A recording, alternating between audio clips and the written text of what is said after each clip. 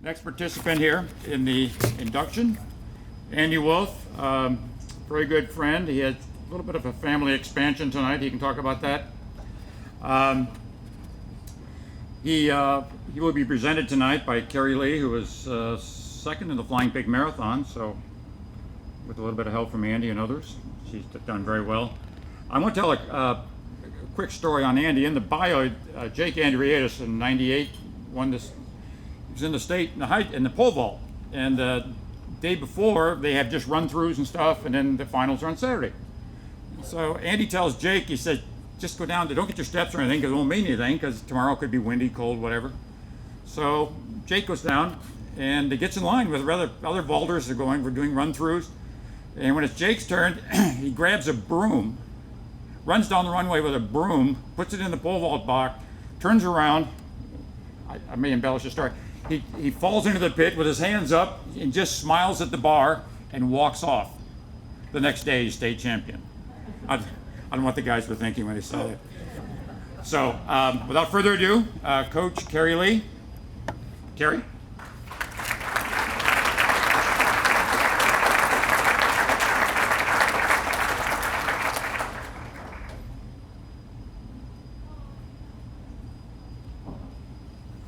Good evening.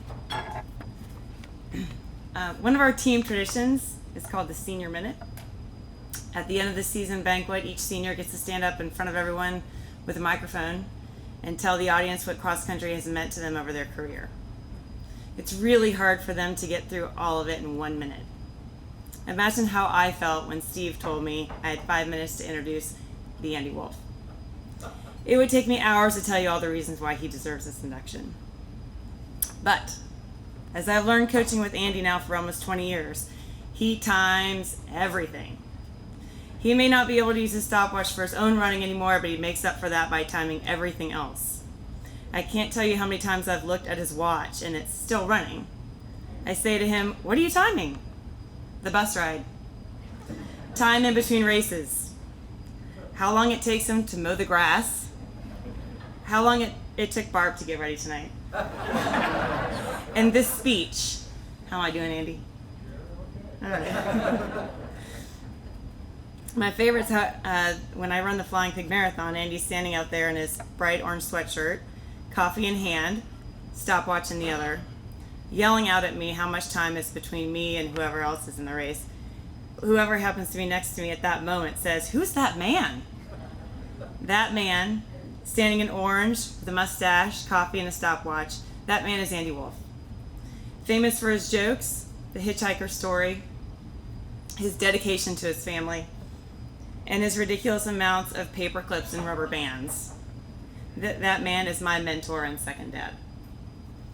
You all know who I'm describing. Have you heard of the 6 degrees of Kevin Bacon? This is more like 3 degrees of Andy Wolf. No way could you say Cincinnati and running or coaching in the same sentence without someone saying, "Do you know Andy Wolf?" I'll never forget early in my coaching career, we took the team to Birmingham, Alabama for a meet. All the girls were in bright yellow Anderson Fast Girls cross-country shirts. And some cute old lady at the airport said, "Wow, you're running all the way across the country?" We smiled and said, "Yeah." Later that day, we were in some big mall in Birmingham, and a guy walks up and says, "Oh my goodness, Coach Wolf." Since then, there have been dozens and dozens of similar occurrences. Here's the thing. If you would ask all these hundreds, I should say thousands of people who have been affected by Andy, what impact he has had on them, they would all have different yet similar answers. Here are just a few I've heard over the years. He taught me to believe in myself. He showed me what respect meant. He made me realize my own potential. He helped me to run a little faster than God intended. He steered me towards the road of success. It's a common theme. He's given everyone a gift. And that gift goes way beyond running. Andy Wolf is all about everyone else. When I first started coaching, he let me focus on my own training and racing. He helped me get through the obstacles of being a new teacher and coach. When I wanted to start playing more of a role by making the workouts and having a little bit more of hands-on coaching, he graciously encouraged me to do so. And then in these last 5 to 8 years or so, he has handed me the reins not completely, but because he could sense that I really wanted them, not because he was ready to. Now at 44 years in coaching, looking at the eyes of one of the best boys teams we've had in a while, he doesn't flinch. And now I understand just how difficult and selfless that is. I remember first coaching with him, he would talk about not being able to sleep at night, either because of worrying or being excited about our runners. Now I get it. I lose sleep all the time. Thanks a lot, Andy. Andy, I'm eternally grateful for the gift I've been given to be able to coach alongside you all these years, and the gift you've given me to truly understand what it feels like to love your runners and your team more than the sport itself, which is what you've done all these years. Every year that you continue to coach with me is an extra special gift, so please don't think of stopping anytime soon. It is my honor and privilege to introduce the gift, Andy Wolf. You now have 12 minutes and 49 seconds to give your acceptance speech.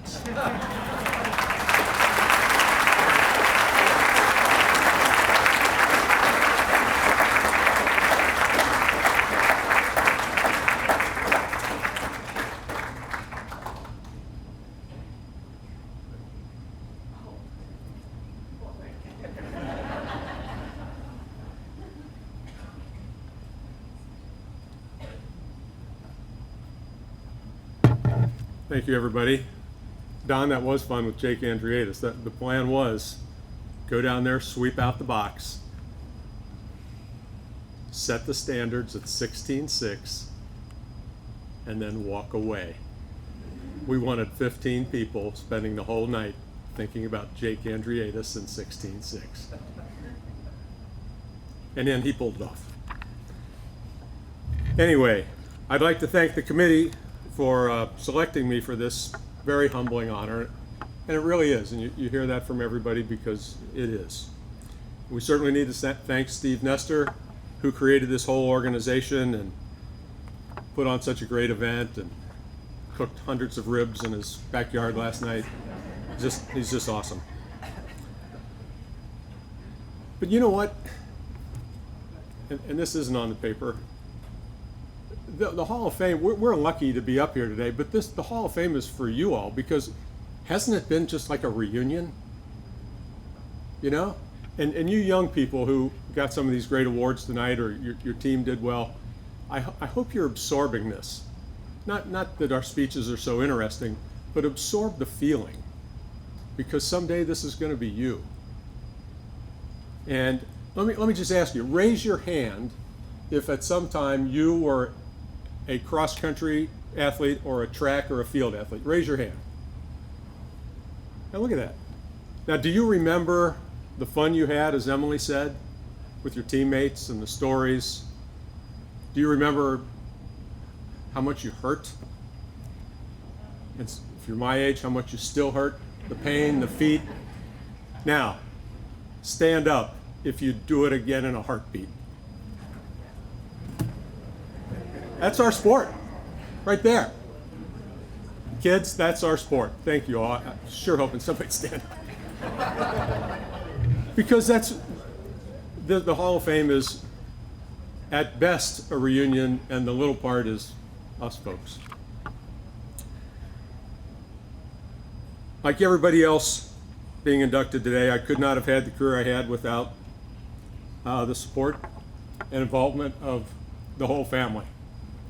I remember my mom, when I was a high school cross-country guy, I thought I had qualified for the state meet running through Avon Park at the cross-country course, and my mom comes running down the hill. I'd had the flu all week and didn't feel good, and I thought I was in, and my mom comes running down the hill, Lucky Strike, cigarette in hand, yelling, "Get the lead out of your, you need to catch two guys." What would we do without our moms and our dads? And I caught a couple guys, so it worked out. My wife Barb has worked more track meets. Well, she's worked a lot, probably like every other coach's wife. We couldn't do it without you. And the kids were there, helping at the meets, running results from the finish line up to the press box. And Katie is a little girl, 1984, that big. She scored the entire state pole vault when Billy Riffle won, using not X's and O's, but smiley faces and frowns. and had the whole meat exactly right, and I still have that paper. It is a family thing. And speaking of family, Rhonda, I'm sorry during your speech if we were checking our cell phones and crying with joy. Our son Kyle isn't here tonight. He called this morning and said we're on our way to the maternity ward. So Clay Wolf has joined the human race. He's in a race. So we're pretty excited. We're pretty excited.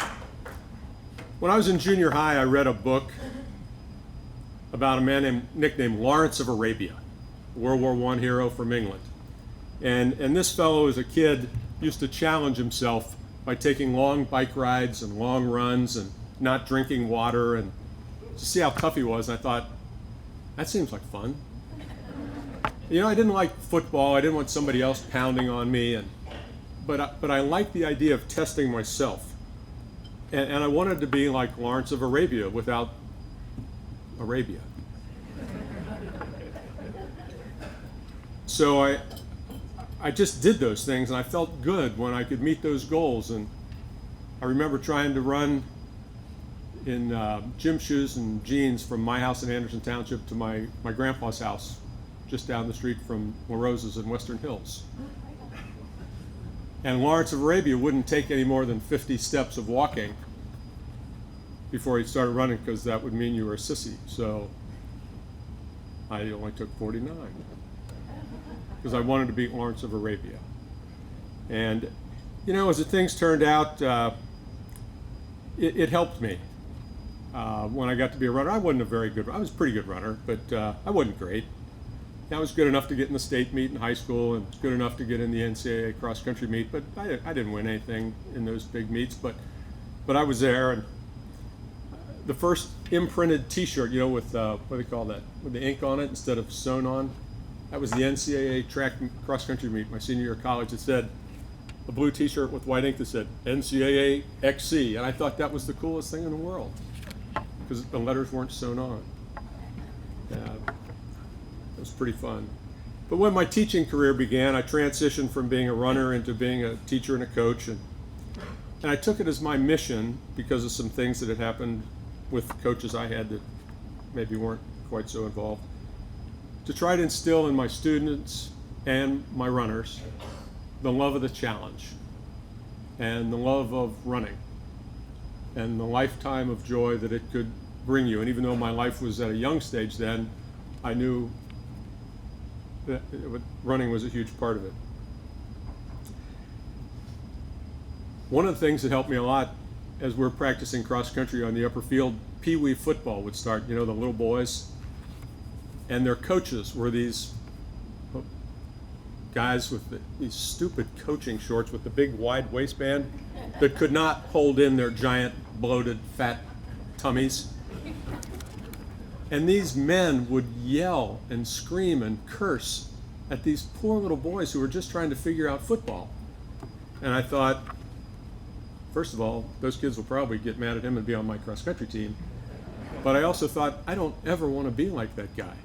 I don't ever want to curse at an athlete or call him a negative name. What's the point? So I'm glad I saw those fat, stupid guys. They made a big impression on me. And I knew that hard work and fun could go together. You just have to have your priorities straight. And some of the funniest things, as Carrie said, we have a great deal of fun at practice. And I know some of you other coaches do too, because I know how you work and I know you win. And it is so important to be positive. I also wanted to get involved with the sport at a higher level. So with my good friend Jason Lindsay, we got involved in the local coaches association, and later I was lucky to get into the state association and be on the executive board for 20 years, and had a great time with that. And I was one of the first high school coaches in the country to get level 1 and level 2 from USA Track and Field, and I got to spend a week with the Olympic team out in Colorado, and Barb and the kids camped at Garden of the Gods for a week, and I got to hang out with Carl Lewis and all those cool guys. And those kind of connections enabled me to coach some teams in Europe and China and things that most high school coaches don't get to do. And it was fun because as we're in those places as a history teacher, when the kids were the young juniors, young athletes, when they were all freaked out at Dachau, we walked in and you could feel the evil. And back on the bus, I was able to explain it and hopefully make them feel better, because those things happen. Feelings are so much a part of history and our sport.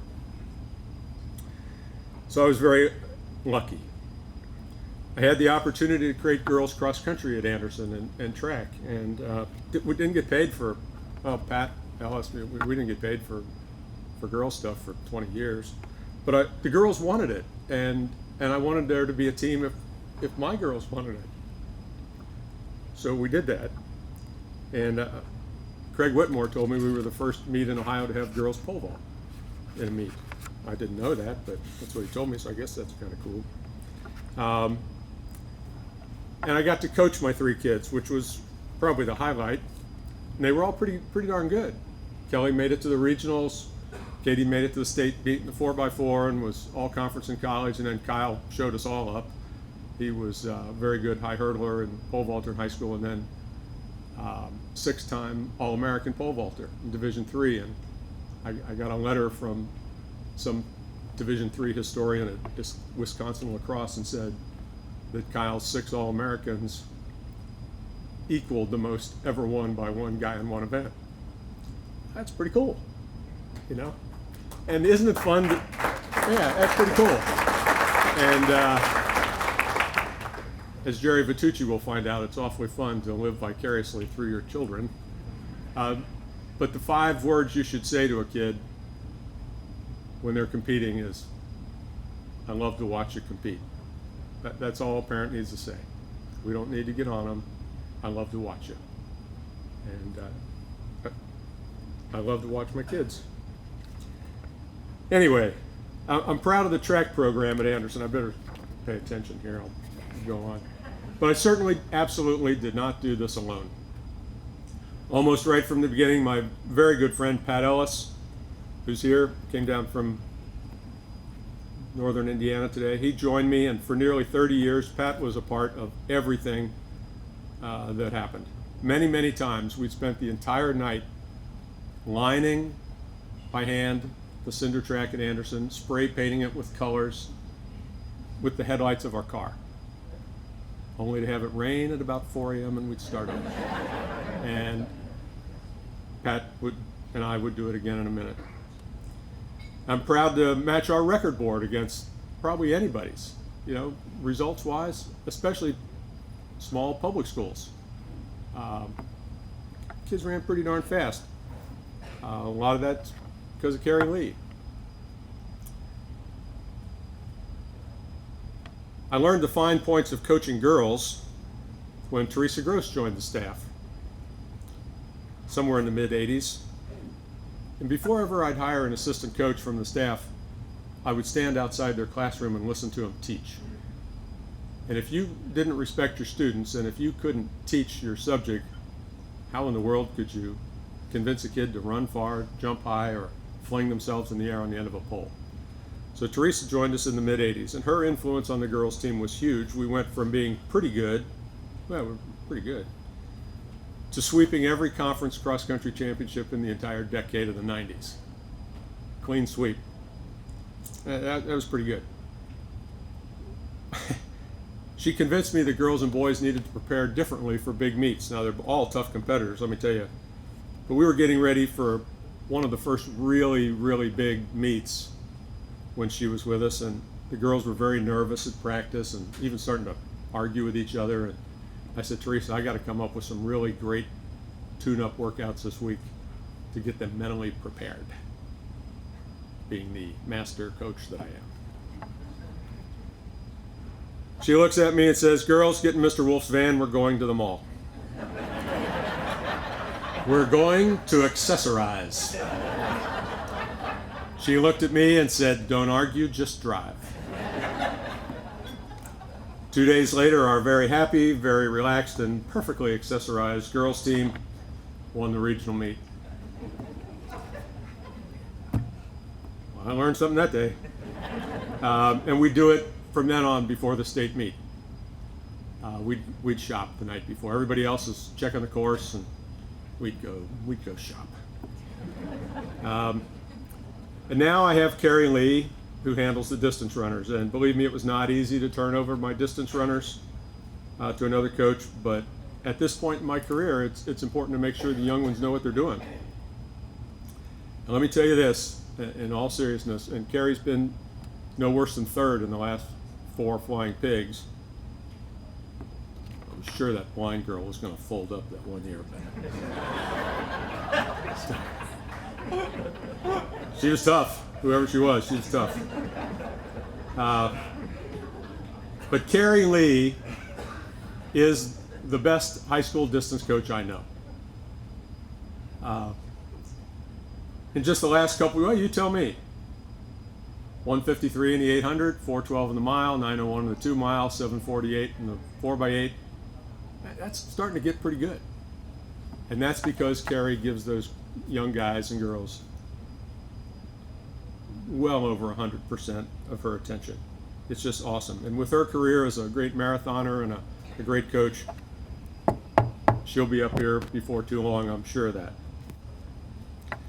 We've had some great athletes. We had state champs, including Chelsea Homan, who's here tonight, who won the cross-country title. I didn't get to see Chelsea finish the state meet. We'd planned that race meticulously, who would be with her at each mile mark probably, and where to make her move. And you know, us coaches, we at Scioto Downs, we sprint to one end and yell at our people and go to the other end and cheer for them as if it matters. And I did all that, thinking, I'd leave no stone unturned. And so a lot of you coaches know they go by that 2 mile mark back there, and you race to get back in the stadium, and all the kids jump the fence to get back in instead of going through those little turny things. So I'm going to do that too. So I get in with all these kids, and I got hung up on the fence, tore the crotch out of my pants, got stopped by the policeman who said, "Sir, you're too old for that. Please go back through the turnstile." I was only 1 second off on my prediction for her time, but you know what? She didn't need me running all over the course. The race plan was in her head, and like the great ones that we've all had, she had the courage of a lioness protecting her cubs. And really, when you think about it, isn't that the way it's supposed to be? They're not supposed to need us. And if they don't, like that guy in the movie Chariots of Fire who couldn't go in the stadium when his athlete won the 100 across the street,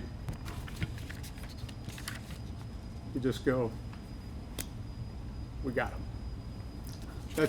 That's really the high point for any coach, is when you realize the great ones just don't need you anymore. And we had Sean Prophet, who's here tonight, the 1988 national champion in the steeplechase at a meet, the Keebler meet in Chicago, where they had the best 16 Americans, and they brought in the European champ. And this was kind of worth repeating, because here's the character of a guy. Sean was mugged on the track at Princeton at the district meet. Some of you old folks remember that front page of USA Today's sports section. And he and Bob Kennedy and John Sense were training hard that year. I know Sean and Bob had in the back of their mind to maybe go under 4. But Sean got beat up by a gang at Princeton, so we wouldn't put him back in the 4x8 the next week. And Sean was around 153-ish, and the guy we had in there for that week was 209. Everybody else was well under 2. So Sean made a comeback for that race, and he and the European kid pulled away from the pack. And on the final lap in the water jump, the European kid, not that I remember, but his name was Edward Burke from Thurrow, Ireland, he started to stumble on the water jump. Sean grabs him under the armpit to keep him from falling.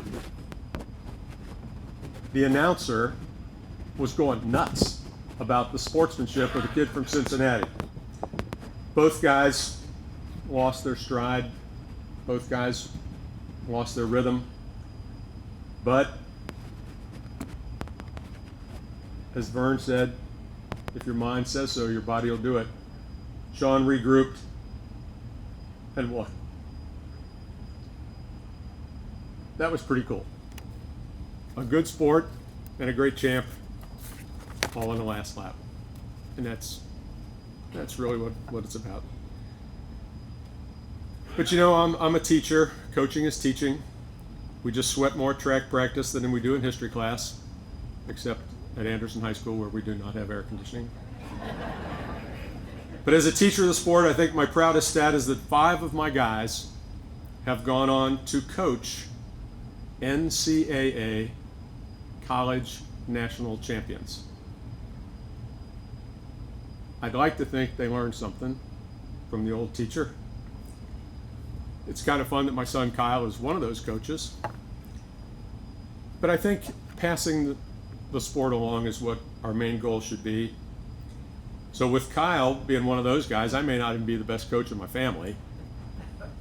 And with Vern up here, I'm absolutely sure that it's now official that I'm no better than the second best coach to come out of Anderson High School, and that's the way it should be. But the whole point is, for those of you who are coaches or parents, coach them, teach them, and parent them until they just don't need you anymore. And then they will be the teachers for the next generation. So thank you all very much for coming out and supporting our great sport. And I hope you had a wonderful evening. Thank you very much.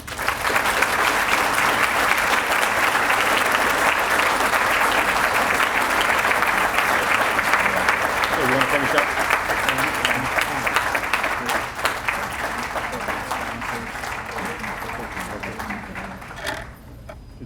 Steve, you know. And one more Andy quote. He said, you know, really, he told me this years ago, you really should be able to run a track meet without a stopwatch. Think about that on your way home, okay, to be a true track meet. And I thank the sponsors. The Platinum were the Flying Pig Marathon and the Buckeye Running Company, both in their 5th year. Silver sponsors, Doc Savage's Medical Writing and Beyond Exercise, Miles That Matter, and our bronze, Coach Andy Wolf is a bronze sponsor, 3rd year in a row. We want to thank all those sponsors, and please address them later. I bought a pen if you want to do autographs later.